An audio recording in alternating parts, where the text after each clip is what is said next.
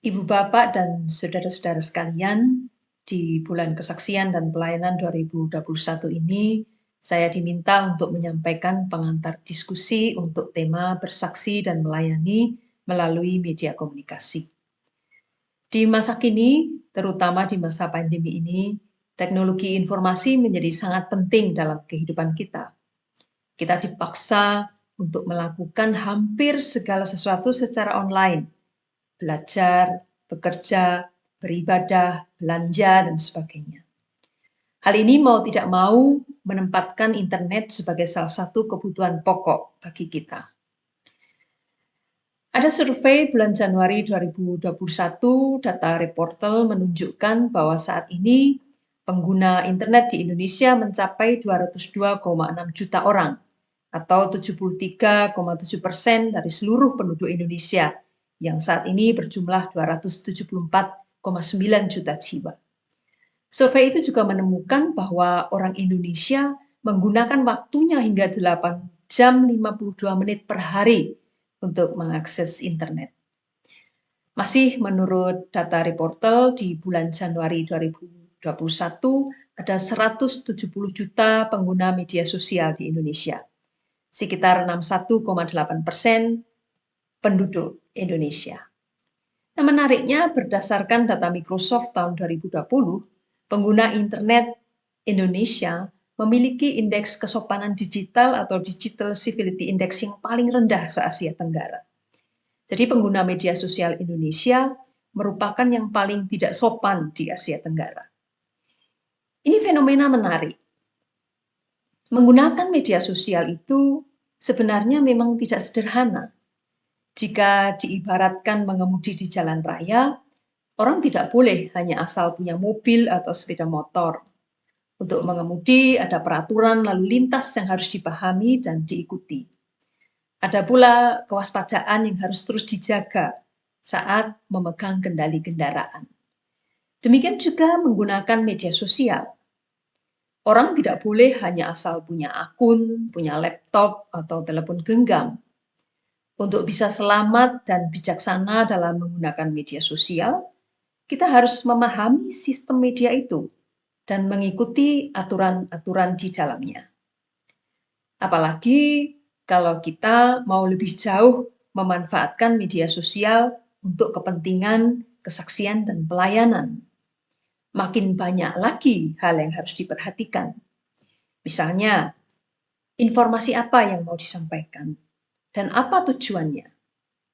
Bagaimana informasi tersebut disampaikan? Apa dampaknya dan lain sebagainya. Ibu bapak dan saudara-saudara sekalian, saat ini setiap orang dapat memproduksi dan menyebarkan informasi dengan mudah. Akibatnya informasi menjadi sangat melimpah. Melimpahnya informasi sering menjadi persoalan karena banyak orang sulit atau malas memilah apakah informasi yang diterimanya valid atau tidak. Belum lagi sistem kerja internet atau media sosial yang memilihkan informasi bagi kita. Menghadapi arus informasi yang demikian deras, kita harus membekali diri dengan literasi media. Literasi media membantu kita mampu mengakses, menganalisis, mengevaluasi, dan mengkomunikasikan pesan dalam berbagai bentuk medium. Nah, banyak hal harus dipahami dalam mencerna informasi, apalagi jika ingin membagikan informasi. Kita harus paham beberapa hal yang perlu diwaspadai. Misalnya, yang pertama, informasi atau berita palsu. Jangan gampang percaya dan membagi informasi jika Anda belum benar-benar melakukan pengecekan dan pertimbangan apakah informasi yang Anda terima itu benar dan layak untuk dibagikan. Tahan diri, jangan tergoda untuk asal cepat sebar berita dan ingin menjadi yang paling update. Saat mendapatkan informasi melalui sebuah media komunikasi, misalnya WhatsApp, ada langkah-langkah yang harus ditempuh sebelum membagikan informasi tersebut. Cek Apakah informasi itu memang benar? Apakah informasi itu bermanfaat? Apakah informasi itu memang perlu untuk disebarkan? Apakah informasi tersebut harus segera disebarkan? Saring sebelum sharing.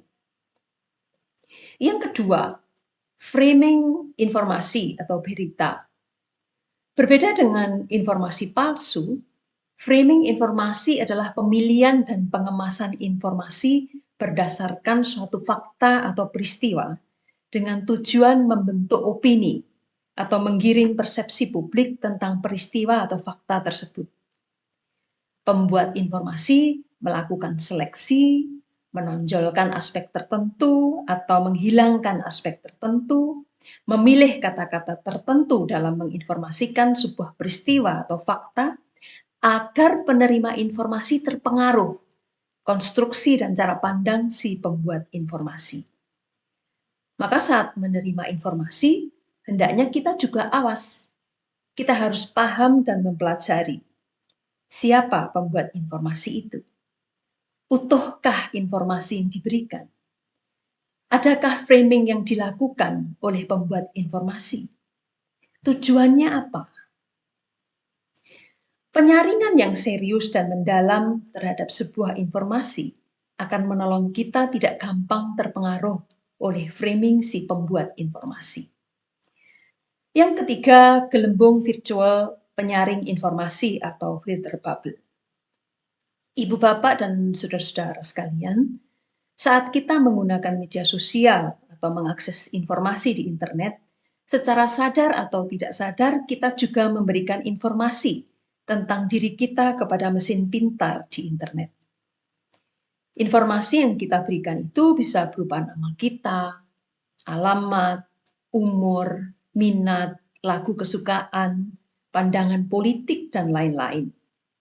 Oleh mesin pintar dalam internet, informasi tentang diri kita tersebut diolah melalui sebuah sistem, hingga akhirnya sistem tersebut bisa memilihkan informasi yang menurutnya tepat untuk kita berdasarkan data yang telah dia terima. Inilah yang disebut filter bubble atau gelembung virtual penyaring informasi. Saat seseorang berada dalam gelembung virtual itu, ia hanya akan menerima atau diberi informasi yang dianggap oleh mesin pintar sesuai untuk orang tersebut. Akibatnya, orang tersebut tidak mengetahui atau dicegah untuk mendapatkan informasi lain yang ada di luar gelembung virtual yang diciptakan. Dengan demikian, orang tersebut hanya bisa mendengar pandangan atau pendapat dari orang atau kelompok yang memiliki pandangan yang sama. Orang itu menjadi tidak bisa berpikir kritis, apakah pandangan yang diyakininya tersebut benar atau keliru. Ia menutup diri dari opini lain yang berseberangan dan hanya mau mendengar informasi yang dia suka. Inilah yang disebut kamar gema atau echo chamber. Memahami hal-hal tersebut akan menolong kita menjadi bijaksana dan waspada dalam memanfaatkan media komunikasi. Ibu, bapak, dan saudara-saudara sekalian, kehidupan di dunia virtual mempengaruhi kehidupan di dunia nyata. Dan sebaliknya, kehidupan di dunia nyata mempengaruhi kehidupan di dunia virtual. Ketika kita memegang erat nilai-nilai dan aturan-aturan baik di dunia nyata, maka di dunia virtual pun nilai-nilai dan aturan-aturan baik itu harus dipegang dan diikuti. Pahami dan gunakan etika dalam bermedia. Banyak orang ingin eksis di dunia virtual dengan mengorbankan etika dan melanggar aturan-aturan baik. Maka tak jarang kita menemukan orang yang gampang saja memasukkan seseorang dalam sebuah grup WhatsApp atau media sosial lain tanpa izin terlebih dahulu. Ini seperti memasukkan orang dengan paksa ke dalam suatu ruangan, di mana untuk orang-orang tertentu menjadi tidak mudah keluar karena berbagai alasan. Juga membagikan foto atau rekaman percakapan seseorang tanpa izin yang bersangkutan. Mengetik kata-kata cacian, hinaan, fitnah, hujatan yang menyulut pertikaian dan keributan tanpa berpikir lebih jauh akan dampak buruk tindakannya. Hasrat untuk eksis dan egoisme di dunia virtual sering mengalahkan pentingnya menjaga nalar yang sehat dan aturan-aturan baik. Ibu bapak dan saudara-saudara, umat Kristen diberi tugas untuk bersaksi dan melayani sesuai konteks zaman. Kesaksian dan pelayanan juga perlu dilakukan di era digital dengan memanfaatkan media komunikasi masa kini.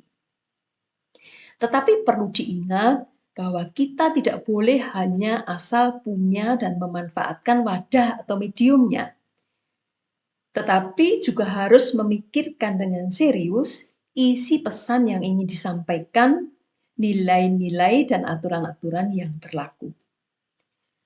Tugas umat percaya adalah ikut serta dalam misi Allah untuk mengabarkan Injil kabar baik atau berita sukacita yang membangun persekutuan, bukan yang meruntuhkan persekutuan, yang menguatkan, bukan yang melemahkan, yang mendatangkan kebaikan, bukan yang menimbulkan kerusakan, yang merawat persahabatan, bukan yang menimbulkan perpecahan. Selamat memanfaatkan media komunikasi di era digital ini untuk tugas kesaksian dan pelayanan dengan kemampuan literasi media yang tinggi dan penuh kebijaksanaan. Tuhan memberkati.